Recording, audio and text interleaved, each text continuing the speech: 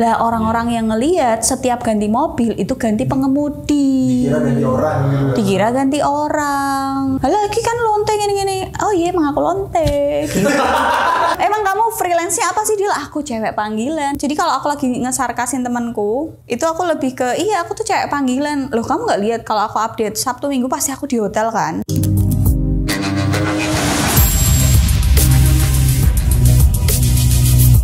Aku tuh shock pertama adalah dokter itu membahasakan umur anaknya tuh pakai minggu, bukan bulan. 30 Juni itu usia kandungannya 17 minggu 2 hari. Berarti 4 bulan lebih 3 minggu. Iya. Jadi umurnya 4 bulan lebih 3 minggu. Dan waktu itu kan Mbak sadar Mbak hamil ternyata udah berapa bulan? 4 minggu. 4 minggu, berarti sebulan. Nah sebulan. 4 minggu 2 hari. Kaget sahabat, tiba-tiba udah ada sahabat baru di dalam. Ya pokoknya aku USG pertama tuh ada kantong, USG kedua tuh udah ada denyut jantung. Jadi kecil gitu, kayak kutil gitu. Enggak sih. Pokoknya dia kecil, harus di zoom, dia gini-gini gitu. Karena udah ada denyut jantungnya. Ketiga dia mingser karena PDW. Wih gitu deh, koget-koget. Aku USG berapa kali sih? 3 apa 4 3 apa 4, pokoknya yang terakhir aku ada kontraksi gitu deh. Apa hari ini aku suruh ngapain? Hari ini, ya ini santai-santai aja, gue nggak usah berpikir keras. jadi kan aku pernah bilang ya kalau kita berdua ketemu pas kecil, aku nggak mau temenan sama. Aku juga nggak mau mas. Aku juga nggak mau temenan sama Mas Awi. Padahal kecilku tuh imut-imut loh. Iya, nanti tak kasih lihat foto kecilnya. Tapi Marcel sebel lihat foto kecilku. Katanya mukanya songong. Memang nyebelin gitu. Ya aku juga nggak tahu mukanya begitu ya. Oke, hari ini kita mau dengarkan Mbak Adel membongkar 10 fakta tentang Adela Wulandari yang bahkan kami nggak tahu, Mas Marcel nggak tahu, atau mungkin semua mungkin tahu, gitu. Kalian tahu ya sedikit banyak keceplosan kadang cerita, tapi orang-orang nggak banyak tahu. Namanya hal yang kita lakukan di hidup ini tuh pasti ada CCTV-nya. Selain diri kita, Tuhan seenggaknya ya ada orang lewat sekelebatan lihat gitu ya. Tanpa panjang lebar mungkin aku buka satu ya, misalnya kayak yang Mbak pernah nyemplungin teman, misalkan kasih tahu sama netizen. Fakta pertama. Waktu aku SD itu aku di kampung, di gang itu, rumahku kan masuk gang. Aku tuh ibarat mainnya tuh pasti aku yang ngatur gitu loh, ayo kita kesini, ayo kita ngapain. Dominan. Gitu deh, aku lebih dominan daripada teman-temanku. Suatu ketika, aku tuh emang suka tiap sore sepedaan, terus metik bunga. Ibu-ibu atau nenek-nenek, mak-mak di luar sana yang ngerasa dulu banyak anak kecil, metikin bunga kesayangannya itu kita. Jadi yang bunga-bunga hilang di komplek itu pelakunya adalah Adela Wulandari. Mau kalian taruh itu di teras paling dalam ada anjingnya pun kita ambil. Ya, itu. Terus suatu ketika aku itu nggak bisa nyebrang got guys. Got kecil. Got yang kalau kalian harus twing gitu loh lompatnya. Nah, aku tuh nggak bisa karena aku takut. Aku tuh pengen ngambil pasir di seberang. Jadi rumahku tuh ada gereja gede namanya Gereja Hermon. Sampingnya tuh kan jalan masuk ke ganggu. Jalannya agak gede terus ada gotnya. Itu tuh ada seberangannya tanaman-tanaman gereja itu, baru pagarnya gereja. Nah, aku tuh mau ngambil pasir yang ada di seberang. Tapi aku tuh nggak berani. Aku nyuruh temanku dong, tolong kamu kan berani soalnya dia udah lompat-lompat, udah bolak-balik gitu loh. Jadi kan dia pro toh. Tolong ambilin pasir yang di situ. Percobaan pertama berhasil. Pas udah dari sana mau balik, lah itu mungkin kepleset. Masuk ke got. Pertamanya tuh nggak dalam mas, pelung kan masih air toh. Got daerah tanah mas kan ireng-ireng ya, jebole itu kan lempeng toh. Terus tuh mendelep. Ternyata lu hisap. Nggak hisap, kalau hisap mati. Pelung terus makin lama tuh makin turun. Jadi segininya dia. Pendek mas, airnya tuh cuman segini doang. Karena habis itu tuh, gila nih ireng-ireng wis toh. Yuk isi got kip ya toh. Dia tuh udah tolong. Udah gitu, cowok hanya ada aku di situ. Lah aku kan mencari pertolongan dengan cara di dekat situ ada sekolah TK gitu loh namanya St. Louis. Di situ biasanya mangkal tukang becak. Tukang becak lagi tidur tak bangunin. Pak tolong teman saya masuk got. Bapak itu tidur lagi nggak mau nolongin. Salah siapa? Terus aku tuh jalan lagi ke pos satpam nggak ada orang. Terus aku ke tempat dia jatuh. Aku udah celinguan tuh nggak ada orang mas. Dia masih Terus aku pulang. Fakta kedua, ini sih orang kampungku mah tahu yang lama-lama. Aku pernah ngumpetin sendal satu kampung. Motivasinya apa? Sabar sebentar. Ini si Dia Peron ini umur berapa? Motivasinya apa? SD apa TK gitu mas. Motivasinya karena gangnya sepi. Jadi Mbak pengen bikin sepi banget sih, pengen bikin Iya itu gitu. siang-siang kan, terus kayak aku nggak tahu mau ngapain, tapi aku bosan. Terus aku kan naik sepeda apa jalan ya aku lupa. Pokoknya aku lihat-lihat jalan dari rumahku kayak ke ujung sana yang agak jauh itu. Wah kok sepi banget ya, semua rumah tutupan. Terus aku inisiatif ngambilin sendalnya. Orang lagi tidur siang kan? Tapi sebelah doang. Sebelah. Jadi waktu itu apapun yang ada di depan yang bersifatnya sepasang sebelahnya hilang. Di satu rumah ini dapat 5, tak taruh dulu di tempat persembunyian. Terus aku ke sana lagi. Pokoknya satu rumah tuh emang harus separuh doang sendalnya. Tak simpennya di rumah kosong sebelah rumahku. Itu kan ada kayak, tahu nggak sih kalau PDAM zaman dulu tuh ada besinya terus dibuka. Nah itu tuh agak dalam. Iya. Tak simpen di situ. Lo nggak ketahuan dong kalau gitu kan ketutupan. Betul. Pokoknya pas udah tak umpetin semua, terus aku pulang. Tapi bodohnya aku ya, mungkin karena masih kecil kan. Berarti kan rumahku doang yang sendalnya gak hilang. Seingatku tuh aku pulang ke rumah, ke kamar, udah boboan di kamar, terus tiba-tiba ramai di luar. Kayak riuh gitu loh. Kayak ibu-ibu di sore hari gitu, riuh gitu. Mamaku juga keluar kan. Terus mamaku masuk lagi. Kamu ngapain? Terus aku kayak, hah? Apa sih? Gitu. Aku tuh lupa mas. Warganya tuh udah pada keluar rumah mas. Karena nggak nemu sendalnya di mana. Kamu ngapain kamu? Itu sendal tetangga hilang semua. Tak umpetin mah di sebelah. Bayangin nggak mamaku betapa malunya punya anak kayak aku. Aku nggak keluar rumah mas. Tiduran santai nonton TV di kamar. Aku gak tahu ini fakta keberapa ya. Tetanggaku tuh ada yang perawan tua gitu loh, nggak nikah, kakak adik. Tapi tuh hubungannya deket sama mama. BTW dia ngutang sampai sekarang nggak dibayar sama mamaku. Tapi nggak ngomong nggak apa, minggat gitu loh satu keluarga. Itu yang bikin aku jengkel sampai sekarang sih. Terus suatu ketika dulu nih ya sebelum dia minggat nggak jelas. Di rumahnya dia tuh ada pohon belimbing. Depan rumahnya dia ada pohon jambu. Aku ngomong sama mamahku, dia lah pengen nakut-nakutin tante Bishen. Dia lah pengen pakai bawahan ruko terus kayak kuntilanak. Terus mau aku bilang ya udah toh sana.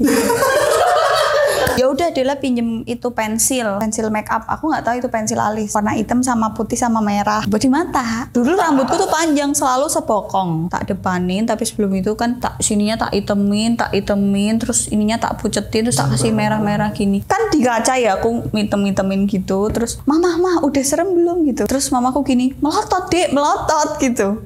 Jadi mamaku nggak dijarin. Pas mamaku melotot, aku yang takut mas. Kok sereman mamaku tanpa make up gitu loh daripada setan. Terus aku di kaca gitu aku melotot sendiri kan. Oke aku udah serem, rambutku tak kedepanin, terus aku lari jongkok pelan-pelan, terus tiba-tiba aku berdiri gitu kan di depan pintunya. Dia di mana? Dia masih di dalam rumah. Dia sih di dalam rumah kan. Terus aku cuman diem doang. Dan aku nggak tahu kenapa di waktu itu aku itu kebelet pipis. Jadi aku sambil gini. Kenapa aku harus kebelet kencing di saat yang nggak tepat, dan aku nahan ketawa sendiri. Aku nggak tahu kenapa aku pengen ketawa waktu itu. Terus aku kan cuman kayak gini doang kan, gini. Tapi bayangin rambutku hitam dulu, panjang. Tahu apa yang Tante Bishen lakukan? Siapa itu? Jalan ke depan pintu sambil tangannya tuh udah gini megangin pintunya kan besi ya, kan bunyi kan. Gini goyang-goyang sambil gitu mas aku. Terus kan aku cuma diem doang kan. Terus siapa itu? Jangan main-main. Dia tuh sambil megang pintu. Udah nggak kuat nahan ketawa kan. Aku lari mas. Aku lari pulang ke rumah. Itu loh salahnya. Aku tuh lari pulang ke rumah kan ketahuan. Mungkin ya. Umur berapa itu mbak? Ya itu kecil itu. Astaga. Ini memori waktu kecil nih. Fakta keempat adalah masalah pencernaan. Kalian pasti udah tahu kalau aku susah pup. Tapi kalian nggak pernah tahu kalau aku pernah makan kangkung dan keluarnya kangkung utuh. Dan kangkung utuh itu tak tarik dari bolongan silit. Kangkung. Deskriptif gitu ya mbak. Tahu kangkungnya bentuknya kayak gimana? Kamu kalau meteli kangkung, bukan yang atas ya, yang bawah itu kan gagangnya yang tebel, yang lurus. Terus kan ini cabangnya, terus daun kan. Nah itu utuh. Astaga. Fakta kelima. Pasti kalian mikirnya aku adalah wanita populer yang nggak pernah dibully, nggak pernah dimusuhin ya, banyak teman gitu ya. Enggak, dari SD, SMP, sampai SMA, sampai kuliah. Saya sering dimusuhin satu kelas. Masa sih? SD.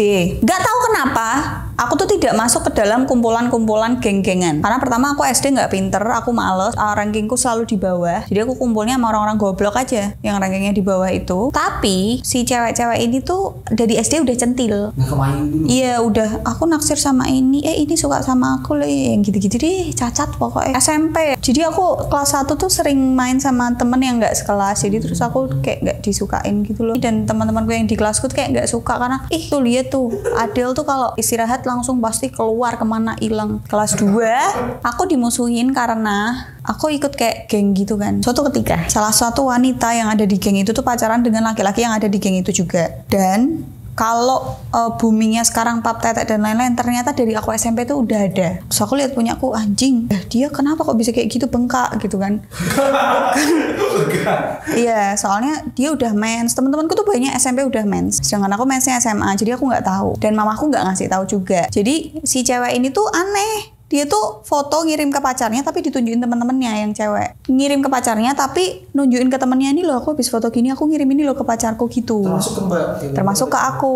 Si cowoknya tuh ngancem-ngancem mau nyebarin kalau nggak dikirimin lagi atau kalau putus ini tak sebarin gitu-gitu. Si ceweknya nangis-nangis, terus kita kan nggak tahu dia udah cerita ke siapa aja kan. Entah itu sama aku doang atau sama teman-teman yang lain atau sama kakak kelas atau gimana, kan aku nggak tahu. Tiba-tiba berita itu tuh nyebar. Aku lupa satu sekolah atau enggak. Pokoknya berita nyebarnya adalah dulu di dekat sekolahku tuh ada namanya kampus net. Nah, warnet. Anak itu tuh ketangkep kayak mesum gitu loh di situ. Wow. Mereka itu satu kelas itu termasuk dia nuduhnya aku yang nyebarin karena aku punya saudara kakak kelas. Terus aku dimusuhin. Pokoknya gitu deh, SMA aku dimusuhin karena dimusuhinnya 2 kali lagi. Pertama gara-gara cowok. Kalau itu aku kayaknya mengaku aku yang salah deh. Jadi cowok ini itu mau pacaran. Jadi belum pacaran, tapi mau pacaran sama cewek kelas sebelah. Tapi dia di kelas deketin aku.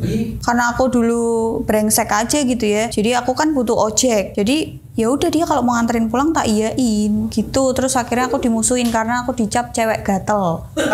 Ya emang aku sering gatel-gatel sih, soalnya aku alergian anaknya. Aku dimusuhin lagi di tempat pramuka karena aku ikut tim inti kan. Pokoknya ketuanya waktu itu tuh deket sama aku gitu, setiap kayak ujian atau apa tuh aku selalu dapat keringanan gitu loh. Terus mungkin mereka bete apa gimana gitu. Jadi aku kayak dikucilkan, tapi giliran promosi ke adik kelas aku diseret sana sini. Terus pas tahu Kak Ayu adalah alumni yang galak, dan mereka menjadi normal. Ya mereka kayak, hah kamu adiknya Ayu? Nah terus aku pernah dihukum dasar Dharma Pramuka nomor 3 Kak Dek, yang gitu-gitu kan. Ngomongnya di depan mas, jam 2 pagi belum gosok gigi, bau. Bukan masalah takutnya aku. Terus kan aku tuh hayu-hayu bento, nggak pakai hasduk, itu belum bener gitu loh. Push up deh, tandel mati. Aku nggak bisa push up. Yang naik turun apa? Bokongnya. Push up yang bener gitu kan. Terus si ketuanya ini lewat, mas udah mas, yuk deh ikut aku. Itu loh privilege itu yang aku dapet, yang mungkin teman-temanku nggak suka. Nah, jadinya memang. Jadi aku sering dimusuhin guys sampai kuliah. Dari SD, SMP, SMA, aku juga pernah merasakan dimusuhi dan dibully. Fakta berikutnya, aku pernah dikira hamil tanpa suami dan tanpa pacar. Keren kan aku? Jadi aku membuahi diriku sendiri. Sistem reproduksiku ki kanan wedok, kiri lanang gitu. Jadi waktu kuliah, waktu zamanku itu ada 4 kelas, 01, 02, 03, 04. Nah 4 kelas ini itu dari semester 1 nanti sampai semester akhir itu akan bareng terus, nggak akan pindah-pindah gitu loh. Nah karena aku kuliah sambil kerja, aku ngerasa jadwal, aku kan 03, jadwal anak 03 itu nggak relevan kalau aku sambil kerja. Akhirnya aku waktu itu ngatur, waktu ambil SKS itu aku ngatur gimana caranya biar kuliahku itu padat dari Senin sampai Rabu atau Kamis aja. Jadi Jumat, Sabtu, Minggu atau Kamis, Jumat, Sabtu, Minggu aku libur. Otomatis kelasku itu nggak semuanya ada di kelas 03. Jadi kebanyakan ada di kelas 01, 2, sama 4. Yang di kelasku yang lama itu kayak cuman hari Senin doang atau Selasa doang. Karena itu kan akhirnya jarang ketemu. Nah disitulah momen Di mana? Aku dikira hamil. Adel kira tahu mlebu kuliah, dia ini katanya cuti hamil wis. Kata-kata itu nyampe ke aku. Nah, semakin dituduh tuh aku semakin ketawa. Itu loh jeleknya tuh itu loh. Jadi aku semakin dituduh hamil, semakin aku kayak orang hamil beneran, ngerti kan? Jelek, itu jeleknya. Jadi pas aku dikira gitu, terus ada temanku yang berani nanyain gitu toh, kamu tuh nggak pernah kuliah, dasar nggak niat kuliah, cuti hamil ya? Iya, kok tahu? Lah aku tuh gitu. Informasi makin terverifikasi ya menurut mereka. Iya dong, langsung temen, iya itu lah gue DNW ngomong dewe, mateng kok gitu. Jadi aku cuma ngomong ke beberapa orang, tapi kan itu berita nyebar ya. Aku tuh udah sering dicap kayak yang jemput gonta-ganti gini loh. Nih teman-temanku kuliah ya, coba dengarkan. Satu orang, kalau bapaknya jabat, Mario Dandi we mobilnya rak mong Rubicon, bener rak? Rubicone Mario Dandi jek di bengkel ke ya kemungkinan nganggo mobilnya bapaknya, bener toh? Masalahnya waktu kuliah teman-temanku atau kenalanku itu bapaknya jabat kabeh, mobilnya akeh. Kalau nggak bisa bawa yang ini ya bawa yang lain. Lah orang-orang yang ngelihat setiap ganti mobil itu ganti pengemudi. Dikira ganti orang gitu. Dikira ganti orang. Jadilah aku dicap lonte. Tapi aku nggak sakit hati sama temanku kayak, "Halah iki kan lonte gini-gini." Oh iya emang aku lonte gitu. Emang kamu freelance-nya apa sih? Dia aku cewek panggilan. Kan kalau model kan dipanggil. Bener nggak? Dipanggil sama perias, dipanggil sama desainer buat meragain bajunya, buat dirias dan lain-lain. Jadi kalau aku lagi ngesarkasin temanku, itu aku lebih ke, iya aku tuh cewek panggilan. Loh kamu nggak lihat kalau aku update Sabtu Minggu pasti aku di hotel kan? Karena kan nikahan orang. Terus kalau mau wedding expo itu kan make upnya di hotel. Jadi aku update-nya selalu di hotel. Fakta yang terakhir yang kesekian harapan kita mungkin dari ke-10. Kita udah lost track. Fakta yang terakhir adalah aku tidak pernah bercita-cita menjadi seorang YouTuber atau content creator. Aku bercita-cita menjadi seorang wanita yang kerja di kantor tiap pagi di depan komputer, presentasi, pakai baju rapi, berangkat jam 7, pulang jam 5. Dan itu cita-citaku dari dulu. Aku berharap lulus kuliah, aku masuk kerja, masuk kantor, berangkat jam 7, bawa tumbler, isi kopi, duduk di depan PC, pakai bajunya rapi, presentasi, kejar target dan gitu-gitu. Jadi cita-citaku itu, bukan content creator. Plot twist. Kita baru tahu nih, ini plot twist nih di luar ekspektasi. Adel Wulandari itu pengen corporate. Ya, jadi aku bercita-cita menjadi budak corporate sebenarnya. Sekarang masih mau. Sekarang nganu ya, corporate-nya mending kita ciptakan sendiri. Soalnya kalau ternyata pas udah dewasa ini, menjadi dewasa tuh kan tidak semenyenangkan itu ya. Banyak cerita tentang orang-orang yang kerja di corporate, terus aku kok mendelik gitu. Ini kalau tak sebut konteksnya pasti banyak yang tahu kalau kalian nge-follow Instagramku. Adel, aku udah nggak kerja di sini. Tabunganmu begini ya. Lah terus gimana? Tenang, nanti aku tetap urus dan lain-lain. Loh, kamu emang keterima kerja di mana? Kan aku nanya dong. Aku ini apa? Keterima. Terus saya tanya, berarti kamu percobaan? Enggak, aku udah langsung pegawai tetap. Kok bisa? Kan aku bertanya-tanya. Iya, aku orang dalam. Ya udah, semoga cepat naik pangkat, semoga lancar kerjanya, nanti biar anakku titip kamu ya. Terus dia bilang iya gitu. Enak kerjanya. Kerjanya cuma Senin sampai Kamis, berangkat jam 7, pulang jam 3:30, Jumatnya berangkat jam 7, pulangnya jam 1:30. Mulia tengah. Jadi itu fakta-fakta tentang Adela Wulandari yang semoga menarik ya teman-teman. Sangat menarik dong. Oke, dah cukup banyak dan aku mendapatkan kesimpulan fix kita nggak bakalan temenan. Aku juga nggak mau temenan sama Mas Awi. Aku nggak akan Siapa yang mau. mau tinggalin di got? Nggak bakalan aku mau temenan sama Mbak. Aku ketemu mamanya Mbak juga aku nggak mau kayak maafin tante. Mama aku tapi asik gak tua begitu. Masakannya enak banget. Oh iya dong, anaknya juga masaknya enak. Oke, ya udah. Kalau gitu kita ketemu di minggu depan. Bye bye.